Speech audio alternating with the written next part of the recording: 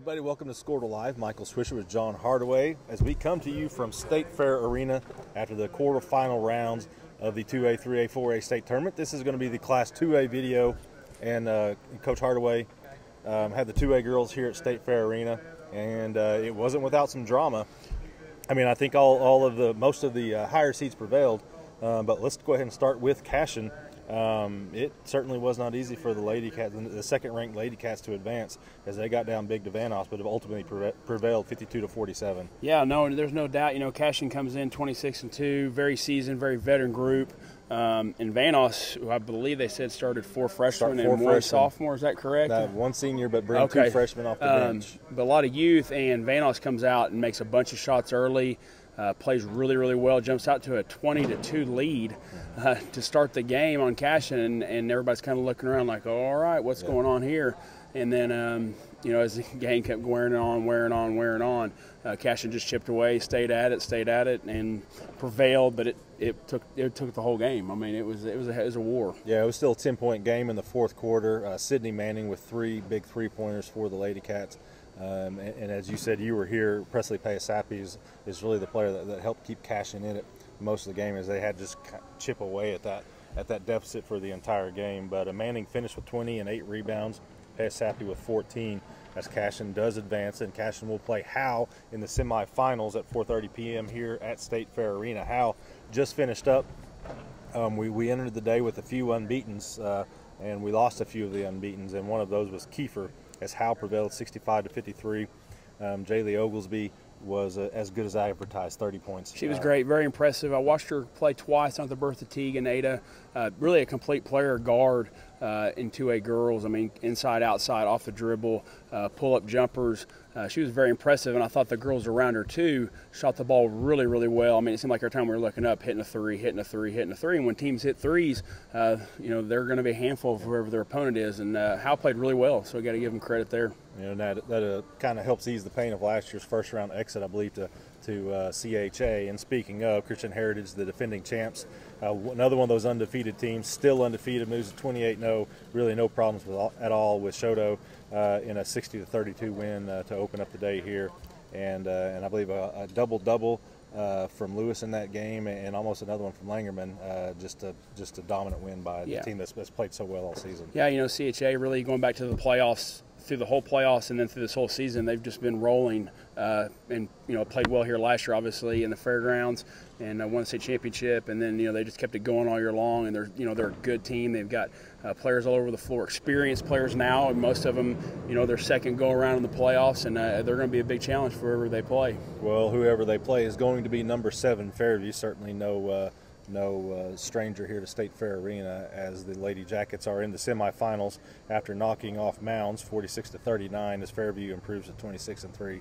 And Maddie Mason had a big game here, a double-double for the Lady Jackets. But you know, the Fairview, as we said, kind of one of those teams that kind of grind it out. Is a team that possibly could give CHA some problems tomorrow. Yeah, I think they could. I mean, I watched Fairview for the first time last week against Cashin girls up at Area, and Fairview girls are long, they're quick. Coach Barton does an exceptional job. The Fairview girls have been to state so many times in the last, it seems like 10, 12 years now. You know, you mentioned a Mason. It seems like there's always been a Mason girl that's played and always been a big-time contributor. So, you know, I think Fairview will not be they'll be just plenty comfortable here in the fairgrounds playing on semifinals against a really good CHA team. Should be a heck of a game. Obviously, it was a different team, but they did win it here a couple of years ago, beat Cashin in the finals, and was back again last year. So it's going to be number 1 CHA against Fairview at 10:30 a.m. That's brunch at the Big House. And then again at 4:30 p.m., it's number 4 Howe against number 2 Cashin. Let's go down now to the boys, Class 2A boys, and we've got all those games wrapped up. And we'll go ahead and start at the top of the bracket, as number 1 Wright City prevailed over Christian Heritage. Not real easy, 49-39. But the Lumberjacks will take on number 9 Luther, kind of maybe one of the surprise teams of the playoffs here, as the Lions knocked off number 4 Ketchum 53-46. And John, we were talking a little bit just before we came on the air here, but you know, Luther, not a team that's really synonymous with state basketball playoff success, but here they are in the semis. Yeah, I think in the 2A boys, I read it this morning that they had the longest streak of not being in the state tournament on the 2A boys side. They have a great post player, very athletic player. Of course, Wright City's got athletes all over the place too. It should be a heck of a game, fun game to watch between Luther and Wright City tomorrow in the semifinals in 2A boys. We'll see if Luther can find a way to slow down Robert Briley and C.J. Briley. Very few teams have done it this year, as Wright City improved to 28-2. And then on the bottom half of the bracket, it's going to be number 2 versus number 3, the defending state champion. Latta took everything it had to knock off Crossings Christian. Crossings is that team, lost its district championship game, a team that you're very familiar with.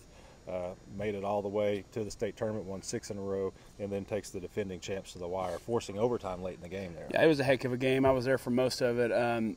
Crossings ties it at the end of regulation.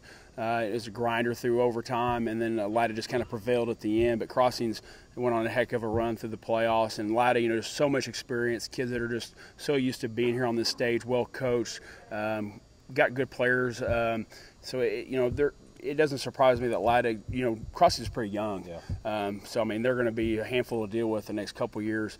But Latta prevailed there in overtime there at UConn today. So another good young team is Hooker, and that's a team that we saw earlier this year at the Enid Festival. Defeated Hennessy, handed Hennessy its first loss of the season.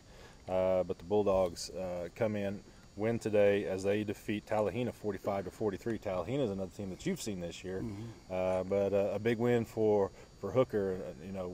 Coach Todd Kerr, obviously a lot of success at Forgan now. He's at Hooker at his alma mater, and he's got a loaded team there. Yeah, he does. That game I watched start to finish. Tallahena kind of controlled most of that game for about 3.5 quarters, and heck, Tallahena was up 6 points with a minute to go in the game, and Hooker strings together a three-pointer, make a couple free throws, make a layup, and then get a steal at the end, and really, I mean, like I said, down 6 with a minute to go, and then end up finding a way to win the game. And you got to give Hooker credit there. I mean, they've won a couple of those close games against some really good people this year.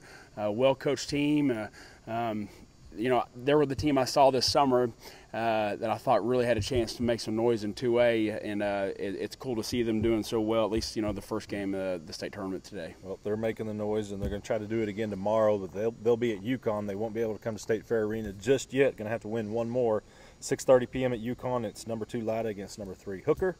And then at 8 p.m., number 1 Wright City against number 9 Luther. Coach, what teams do you see and make it to the finals here? Well, Wright City is definitely the favorite in the class. I mean, they've really done what everybody thought they were going to do the whole season.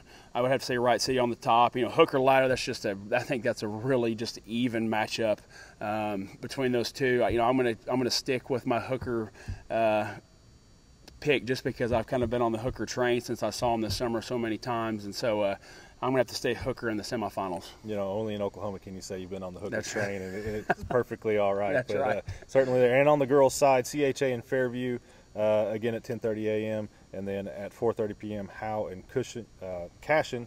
Who do you see? Wow, this is funny that you asked this question to me. I'm going to have to say Fairview. I mean, I'm an alumnus of Fairview. I don't want, I want to be able to go back there at least every once in a while, and then I've got to go with the Cashin Lady Wildcats. I don't have a choice there. You had no choices in there, so you're going to go with number 2 Cashin taking on number 7 Fairview in the finals. That's your picks because you really didn't have a choice. And again, that would be a rematch of 2 years ago here at State Fair Arena that Fairview won. So that's going to do it for our Class 2A recap. Hope you guys can join us at the Big House tomorrow or at UConn, but if you can't, be sure to download the Squirtle app and stay updated with all the games on your Squirtle app. Thanks for joining us.